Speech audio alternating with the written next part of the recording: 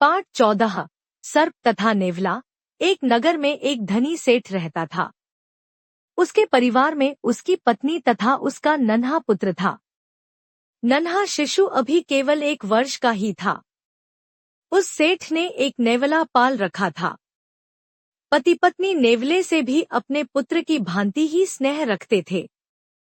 सेठ की नगर की मंडी में एक दुकान थी।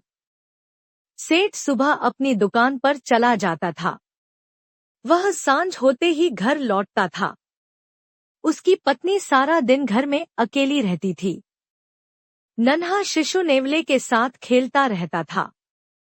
एक दिन सेठ की पत्नी को किसी काम से बाहर जाना पड़ा। उस समय नन्हा बालक झूले में सो रहा था।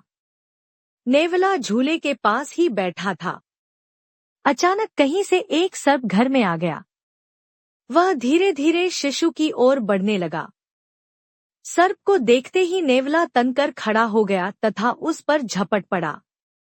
दोनों में घोर युद्ध हुआ तथा नेवले ने सर्प को मार दिया।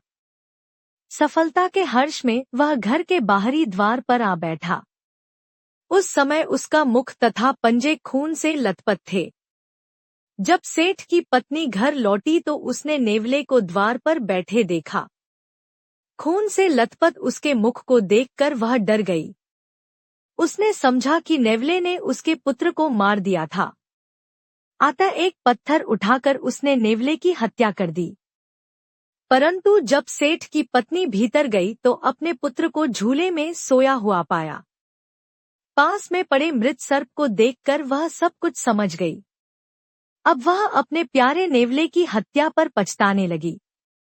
सांझ को जब सेठ घर लौटा तो उसे सारी बात का पता चला। उसने अपनी पत्नी को बहुत डांटा।